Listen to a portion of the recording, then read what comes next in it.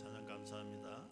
오늘 이야기 로마서 세 번째 시간, 하나님이 없는 심판, 또 하나님이 없는 판단, 우리 2장의 상반절을 중심으로 말씀을 나눕니다. 이 사람이 누구일까 여러분 한번 보시죠. 어려서 아주 영특하게 생겼고 스마트한 티네이저를 보냈고요.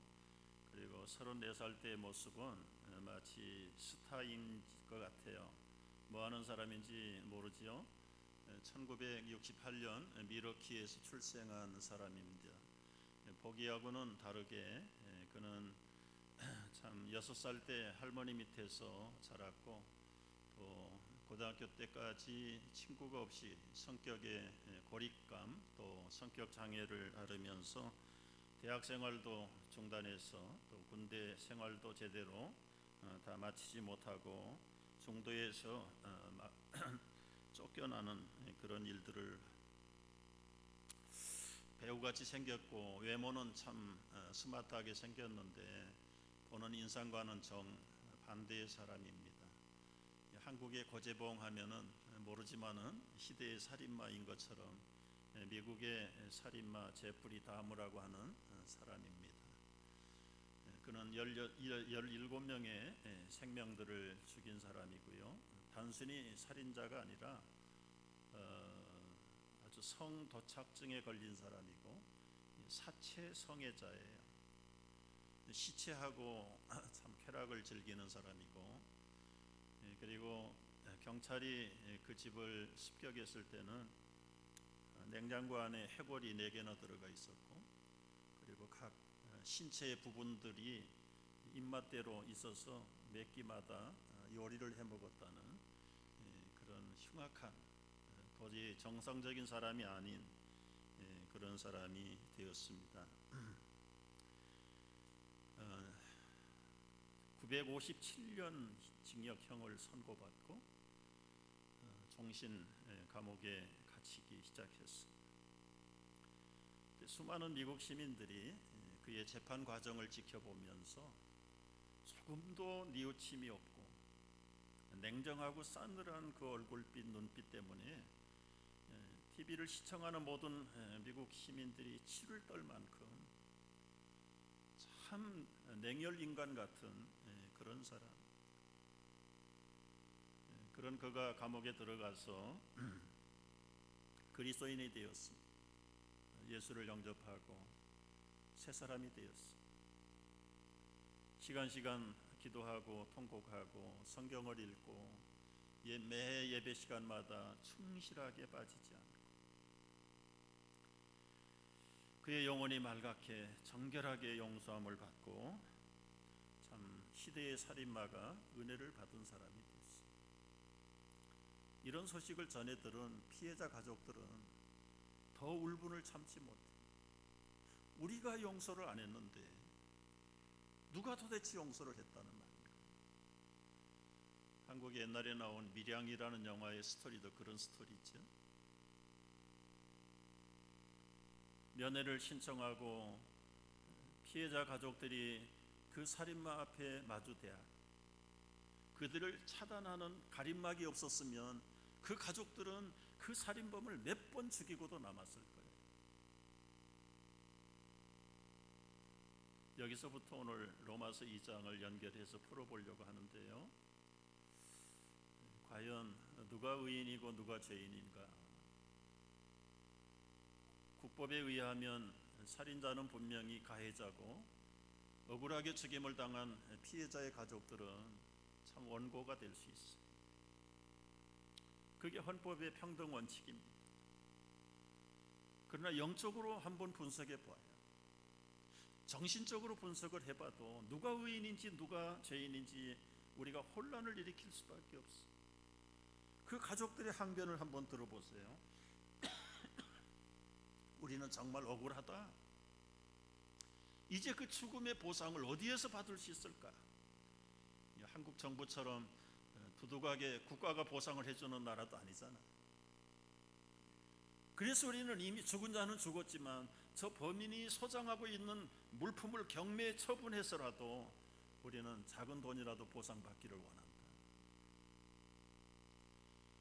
그래서 가족들이 발표를 할 때 그 다음날 CNN 방송에서 뉴스 겸해서 소식을 전했습니다.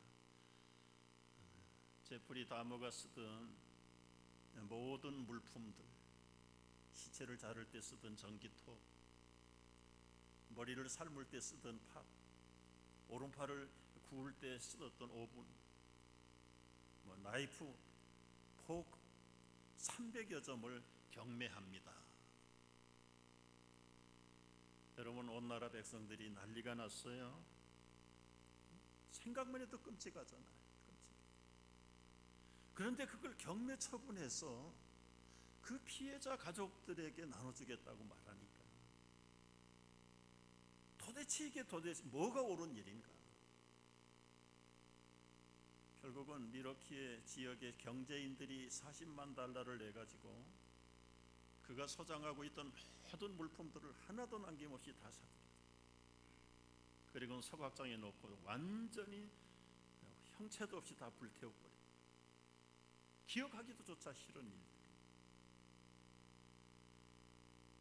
여러분, 가족의 피해를 빌미 삼아서 작은 금권이라도 챙기겠다고 하는 그 가족들의 그 마음 상태가 과연 의로운 것인지.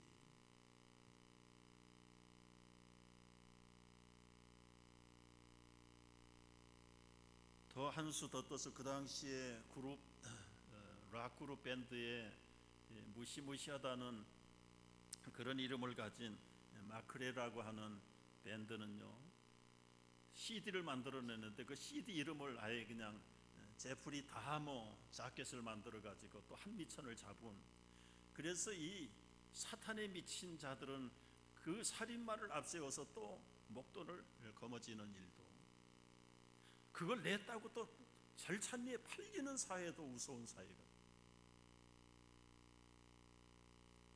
여러분, 뭐가 선이고 뭐가 악인지 제대로 분간을 할 수가 없는 시대가 우리가 사는 오늘 이 시대입니다.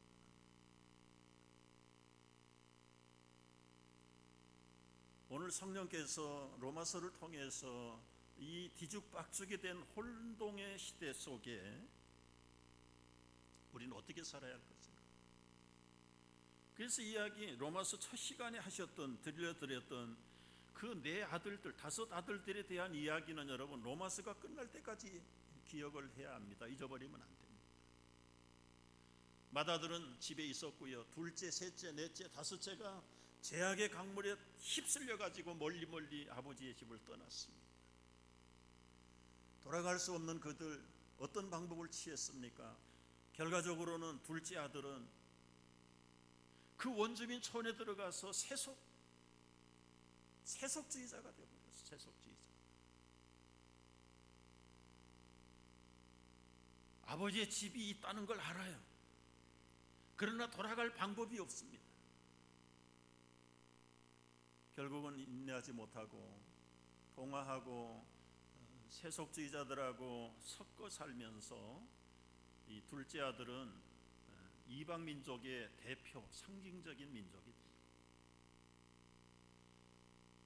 여러분, 이방인들의 삶의 특징 가운데 하나는 그들 속에 하나님을 알만한 것이 보인다고 그랬어요. 그 양심이라는 것, 피조물의 환경을 통해서 분명히 하나님이 계신다는 것을 알아요. 타락한 인생이라도 일말의 양심은 하나님께 돌아가는 GPS입니다. 그런데 사람들이 그 하나님께 돌아가는 GPS를 무시해버립니다. 그리고 자기들의 길을 선택했어요. 어떤 길을 선택했습니까? 이방인들은 하나님보다 우상을 선택했고요, 이방인들은 순리보다 영리를 선택해서 남자가 남자로 하여금 부끄러운 일들을 행합니다. 그게 옛날 사람이 아니라 오늘날 정부의 대표자가 앞장서서 미국이 이 일을 행하고 있는 현실이잖아요. 동성애를 법적으로 합법화시키고, 여러분, 남자 여자가 결혼하는 게 순리지 남자 여자가 결혼하는 게 순리입니까? 라가디아 특목고등학교는 남자 여자 화장실 없앴다고 그러지요. 이제는 들어가고 싶은 대로 들어가는 겁니다. 앞으로 아마 우리 교회도 지금 그거 법적으로 요구할런지 몰라요. 이런 혼돈된 세상에 우리가 살고 있어요. 인격보다 비인격의 삶을 선택한 사람들, 그게 다 쾌락주의, 이 세속주의, 그리고 이방인들의 삶의 특징입니다. 그들이 그런 삶의 원칙을 따라 살다가 나타난 삶의 열매가 뭡니까? 로마서 1장 29절에 보면 22가지의 제약의 메뉴판이 나와요. 다 읽기도 힘들어요. 불의, 추악, 탐욕, 악의, 시기, 분쟁, 살인, 악독, 수군수군, 비방, 하나님을 미워하고 능욕하고 교만하고 자랑하고 악을 도모하고 부모 거역하고 우매하고 배약하고 약속을 배신하는 것, 무정하고 무자비한 죄, 그 22가지는 인류가 지을 수 있는 모든 죄의 열매, 결정판. 하나님이 없는, 하나님을 두기 싫어하는 이방인들의 삶의 열매 특징입니다.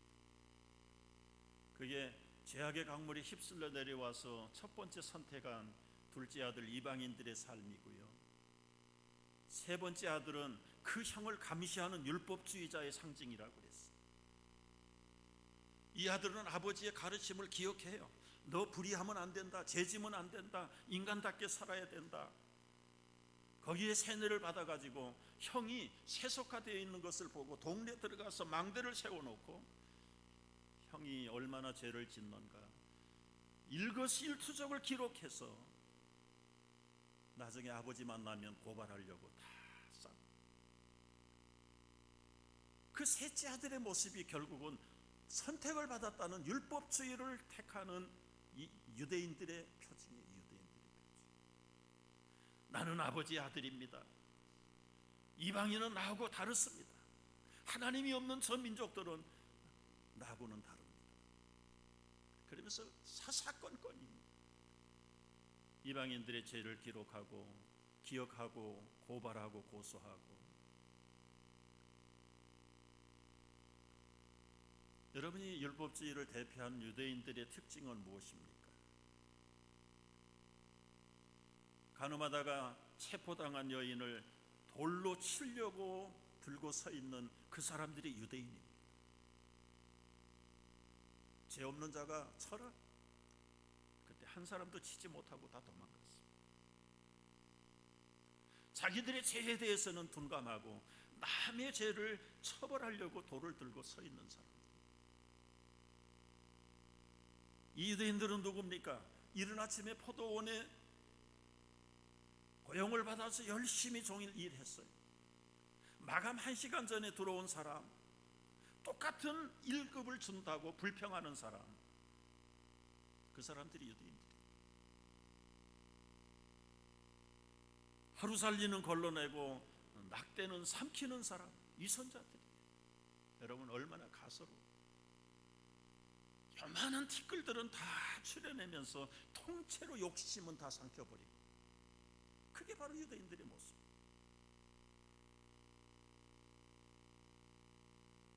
현대 유대인들은 누굴까요?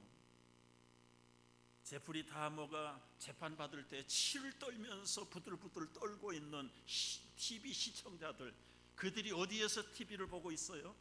룸사롱에서 나쁜 짓을 저질러 가면서도 치를 떨고 있는, 너무 냉혹한 비판인가요?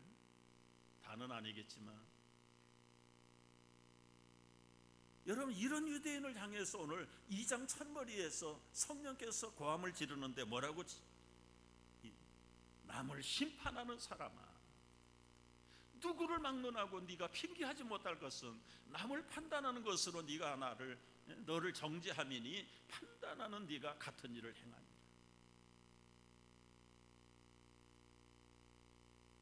여러분 우리는 죄를 분별하는 능력을 갖춰야 하지만 그 죄를 심판할 재판장의 봉을 우리에게 주시지 않았습니다.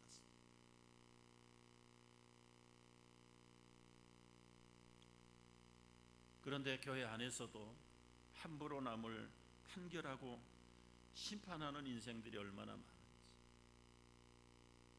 언젠가 인터넷에 올라왔던 글입니다. 제목은 교회에서 진짜 무서운 사람이 누구냐. 매일매일 꼬박꼬박 새벽기도 나오는 그 사람의 눈이 무섭다. 여러분, 우리 새벽기도 나오는 우리 교인들은 아니고요. 꼬박꼬박 11조 내는 사람의 눈길이 무섭다. 금식기도하고 돌아온 권사님의 눈길이 무섭다. 철학박사, 신학박사 가진 신학자들의 눈길이 무섭다. 강단에서 설교하는 목사의 눈길이 무섭다. 왜 무섭습니까? 저는 두 가지로 보는데, 피해의식 때문에, 자격지심 때문에 무섭고요, 때로는 이런 사람들이 자기의 잣대를 가지고 다른 사람들을 함부로 판단하는 그 눈초리 때문에 이런 글이 올라오지 않았나 생각을 해요. 여러분, 중간에 정리가 좀 필요해요. 저 목사님, 그러면 뭐 죄를 따지지도 말고 무조건 덮어야 됩니까? 아닙니다. 여러분, 죄는 분명히 하나님이 미워하시고 우리가 죄를 미워하고 멀리하라고 그랬고요, 그러나 악인을 멸시하거나 죄인을 멸하라고 우리에게 심판권을 맡기지는 않았다는 것이죠. 정말 누가 선하고 누가 악한지 분간이 안 가는 세상입니다. 뚜껑 열어보면 이 사람이나 저 사람이나 다 하나님 앞에서는 의인은 없나니 한 사람도 없는데 누가 우리를 심판하고 누구를 판단할 수 있다는 말입니까? 그런데 유대인들은 이 판단과 심판을 자기들의 전매 특허로 사용했던 사람들. 오늘 로마서 2장 전반부에서는 하나님이 없는 심판과 판단은 우리가 하는 것이 아니라고. 왜 우리가 판단할 수 없습니까? 첫째는요, 너나 할 것 없이 하나님 앞에 우리는 다 똑같은 죄인이기 때문에 그렇습니다. 아까 1절에서 읽었죠. 끝절에 보면 판단하는 네가 같은 일을 행하니. 여러분, 한국의 시국 현상을 한번 보십시오. 우리 뉴욕에 살았기 때문에 너무 잘 알잖아요. 무슨 광우병이 요만큼이라도 있었습니까? 그런데 광우병 데모하고 피곤하니까 가서 그들을 돌아가서 수입 소고기 사 먹었대죠. 그리고 힘없고 와서 또 데모하고, 그 앞뒤가 아주 새까맣게 틀린 사람들, 어떻게 남을 함부로 정죄하고 데모할 수 있어요?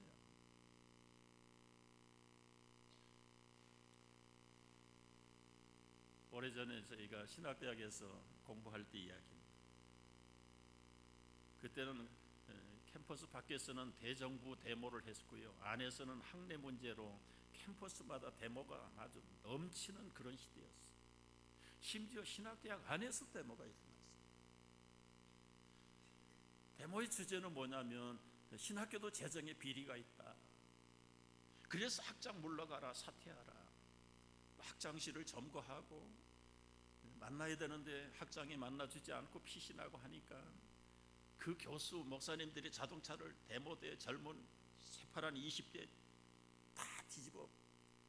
이건 상상을 할 수 없는 데모가 신학대학 안에서 그렇게 벌어졌다. 그러니까 반은 막 통곡을 하면서 어떻게 세태가 아무리 데모의 세대라고 하지만 우리 학교까지 이렇게 할 수 있느냐.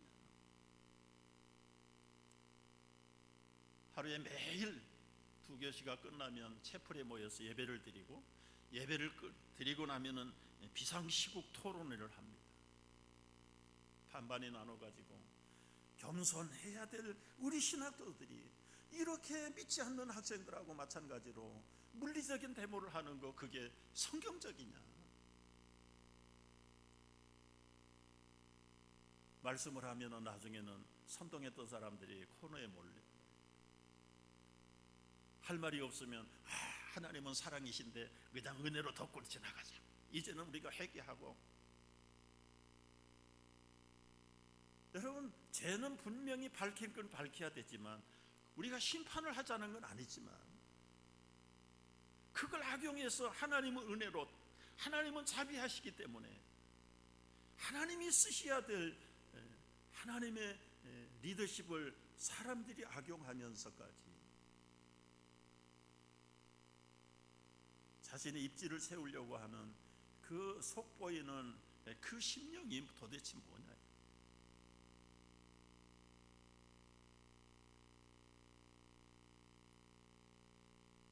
우리는 참 작은 일에도 흥분을 잘하는 그런 습성이 있어요. 저도 비판하라면 남 떨어지지 않을 만큼 비판했던 사람 중에 한 사람. 그러나 어느 날 내 자신을 살피라고 하시는 말씀에 참 거룩한 도전을 받고 났어요. 내 코가 석자가 빠져 있는데 내가 누구를 비판한단 말인가?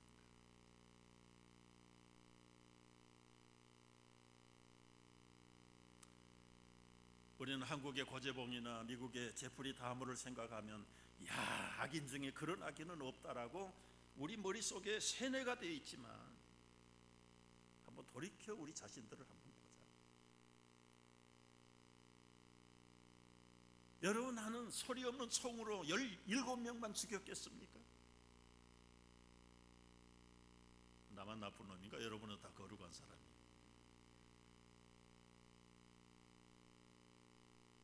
용기가 없고 기회가 없고 그거 행동으로만 옮기지 않았을 뿐이지 17명이 아니라 170명도 죽이고도 남았을 사람들이 아니냐.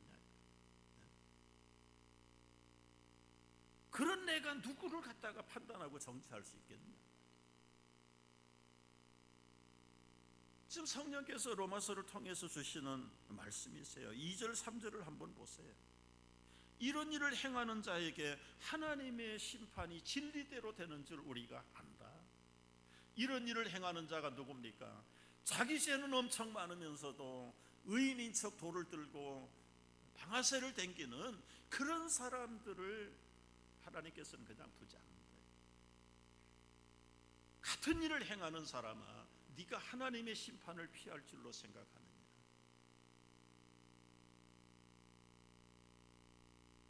그래서 함부로 우리가 죄는 미워하고 분별은 하지만 그 죄가 내가 진단하고 판단하고 심판해야 될 자리는 아니라는 것입니다. 두 번째, 왜 우리가 판단할 수 없는가, 심판하면 안 되는가? 4절의 말씀을 근거로 보면은요, 우리는 하나님의 기다리심을 알지 못하기 때문에. 4절에 이렇게 되어 있죠. 한번 읽어볼까요? 혹 네가 하나님의 인자하심이 너를 인도하여 회개하게 하심을 알지 못하며 그의 인자하심과 용납하심과 길이 참으심이 풍성함을 멸시하느냐? 쉽게 다시 번역을 하면은요, 죄를 짓는데도 하나님이 매를 때리지 않는다고 길이 참고 회개하기를 기다리는 그 하나님을 네가 멸시하느냐?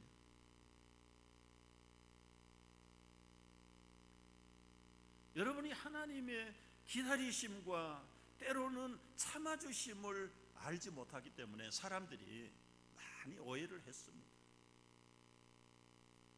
억울하게 죽어가는 나치 유대인 수용소 벽에 하나님은 죽었다, 하나님은 없다, 뭐 그게 진리하겠어.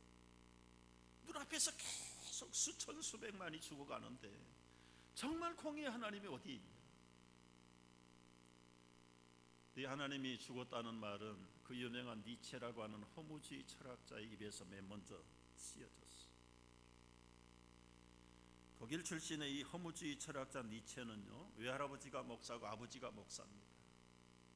왜 조상들을 들먹거리냐 하면은 그의 출생이나 어릴 때의 배경도 교회의 배경이라는 걸 얘기하는 거예요. 그런데 그가 20살이 되어서 본 대학에 들어갔을 때 철학을 택했는데 철학자 중에 그 허무주의를 가르쳤던 쇼펜하우어, 그 철학을 접하면서 그는 신앙 다 내버리고요, 일어나는 그 독일의 현실을 바라보면서 완전히 하나님 불신론에 빠져. 그리고는 쓰는 말이 하나님 죽었다. 대낮에 소크라테스처럼 등불을 켜고 하나님을 찾으러 댕깁니다. 하나님은 죽었습니다. 하나님이 어디 있는지 찾는 사람은 나에게 알려주십시오.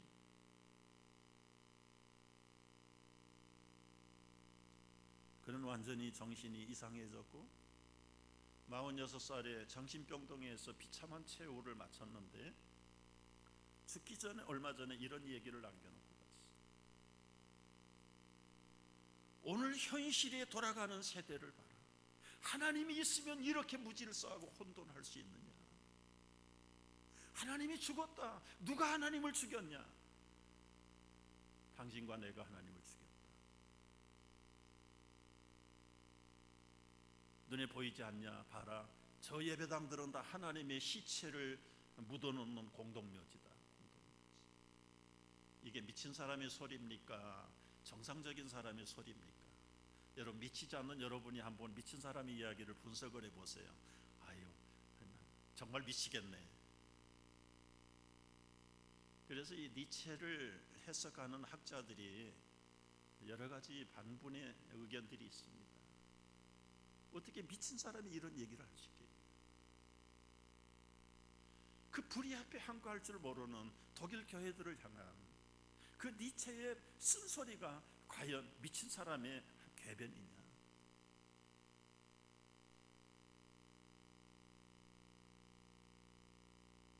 여러분, 정말 우리가 귀담아 들어보고 분석을 해봐야 될 말씀이 있습니다.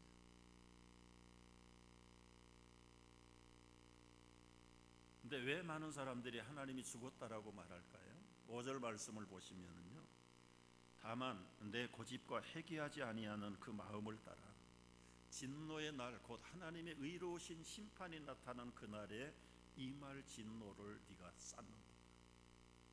하나님의 심판이 그때그때 나타나지 않는다고 두려워하지 않습니다. 무서워하지 않습니다.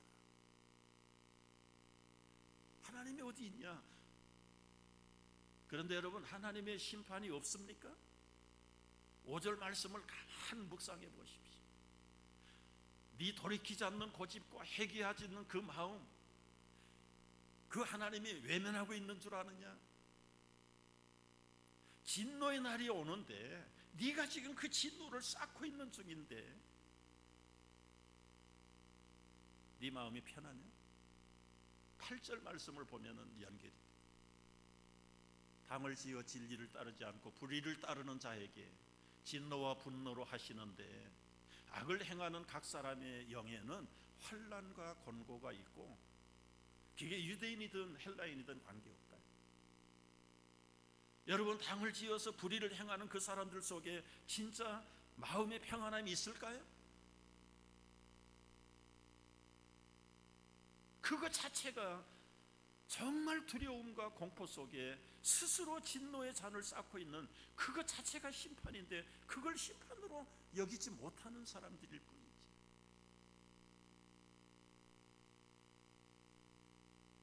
하나님을 떠난 사상가들의 죽음은 하나처럼 은혜롭게 죽은 사람이 없습니다. 사상가뿐이겠습니까? 보통 사람도 죽을 때 보면 하나님이 없는 사람들은 그 얼굴이 시커멓게 죽어가요. 시커멓게 죽어. 불안에 떨고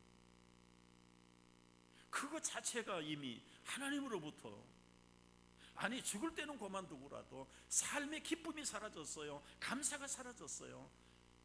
그 얼굴색이 다 썩었습니다. 그 눈빛이 다 희미해졌어요. 하나님이 없는 사람, 하나님이 없는 스스로 하나님 자리에서 판단하는 사람들.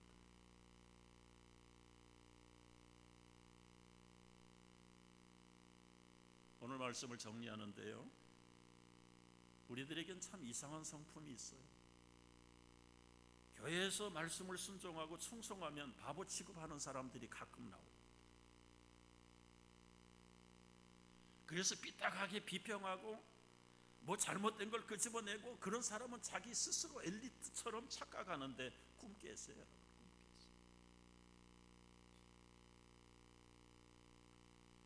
그런 사람이 어제 오늘 나타난 거 아니에요. 2000년 전 여러분, 골고다에서 십자가에 못 박혀 사형당했던 사람 3사람 있지. 가운데는 예수님이시고요, 좌우편에는 그 강도들이 그 십자가 사형을 집행당하고 있는 현장이에요. 왼편에 있는 강도 제법 똑똑한 사람이에요. 같이 고통당하면서 피 흘리고 죽어가는 중앙에 있는 예수 그리스도를 바라보고 예리하게 지적을 합니다. 당신이 그리스도입니까? 당신이 메시아입니까? 메시아라면 자신을 구원해 보세요. 그리고 우리도 좀 구원해 보세요. 자기 죽음 하나 해결하지 못하는 그게 무슨 그리스도고 메시아라고 말합니다. 본대로 정확하게 예리하게 비평했던 그야말로 엘리트 사형수입니다. 그가 없는 얘기한 거 아니에요. 오른쪽에 있는 강도 보세요. 그는 고통이 심할 때 탄원하기 시작했어요. 정부에 탄원한 것도 아닙니다. 그들을 집행한 그 집행관들에게 자기 좀 편하게 해달라고 탄원한 것도 아니고, 자기하고 똑같이 찢기고 피 흘려 죽어가는 중앙에 있는 그리스도를 향해서 탄원하기 시작. 예수여,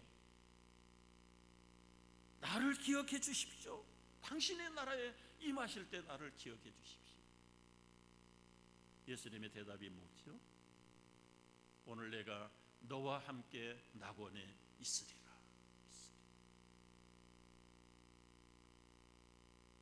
여러분, 똑같이 피 흘려 죽어가는 그 중앙에 있는 그리스도에게 탄원하고 부탁하는 이 오른편의 강도는 멍텅구리 바보 천진지. 같은 처지에서도 비평하고 똑똑한 체 하는 왼편의 강도는 엘리트입니다. 나타나는 현실만 바라보고 그 뒤에 일어날 사건에 대해서는 전혀 노하우가 없어요. 함부로 판단하는 사람들은 그 내면을 알지 못하는 사람들이고 미래를 알지 못하는 사람들이에요. 자기 기준 가지고 자기 하는 것 가지고 전부를 판단하는 그 어리석은 사람들, 그거 하지 말라는 거예요. 여러분, 신앙이라는 것은 논리가 아닙니다. 초논리지 비논리가 아니에요. 공식을 뛰어넘는 초공식적인 놀라운 사건이 신앙의 사건이지, 그게 무슨 과학적으로 증명이 되는 겁니까? 예수 믿어 용서를 받고 영원한 생명을 얻는다는 거 뭘로 증명할 수 있습니까? 그 신앙의 믿음밖에는 증명할 길이 없어요.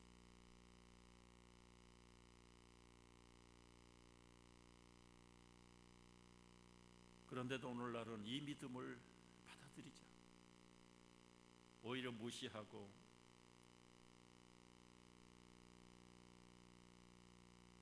그럼에도 불구하고 그리스도의 속죄와 용서를 받는 사람들이 있어요.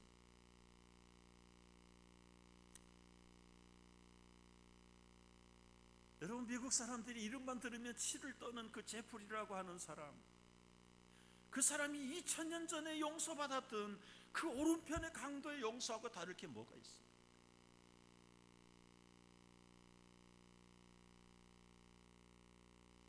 오늘 우리의 용서와 그 제프리의 용서와 십자가 오른편의 강도의 용서 다를 게 뭐가 있어요? 똑같은 용서예요. 그리스도를 통해서 받은 용서. 그러나 차이가 있다면 강도는 십자가에서 용서받았고 제프리라고 하는 사람은 미러키 감옥소 채플에서 세례받고 용서받았고, 우리는 예배당에서 용서받았을 뿐이야. 장소만 틀릴 뿐이지 그 용서를 베푸시는 분은 영원히 살아계신 예수 그리스도인 것을 우리가 잊어서는 안 됩니다.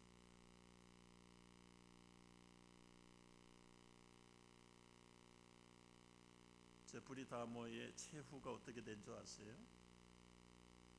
종신형을 받고 2년 넘게 감옥에 갇혀 있었다가요, 어느 날 그 한방에 깜방에 세 사람 작업하러 나갔어요. 교도관이 한눈을 파는 사이에 그 감방의 동료 죄수 크리스토퍼라고 하는 흑인 친구가 빗자루 막대기를 가지고 제프리를 완전히 살해를.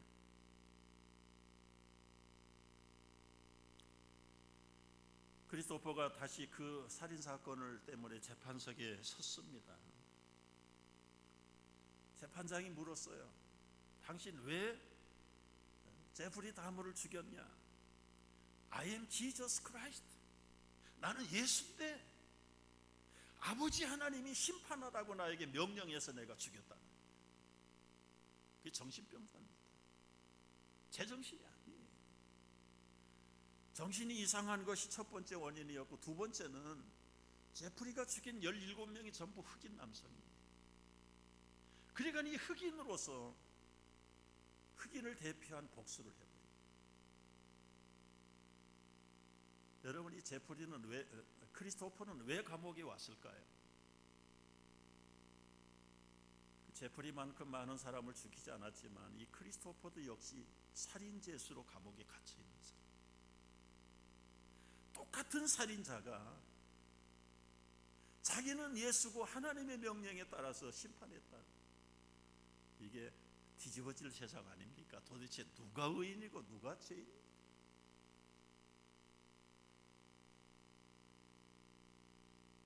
여러분, 이 극단적인 이야기들을 사실 저 피하고 싶었어요. 보다도 힘이 되고 소망이 되고 하는 이야기들을 나눠야 되는데, 이 복된 주일에 강단에서 오늘 이 말씀이 그렇지 않거든요. 중요한 건 뭡니까? 하나님 앞에서 진정한 의인은 누군가요? 다른 사람들의 죄를 정죄하고 판단하는 그 사람이 의로운 사람이에요?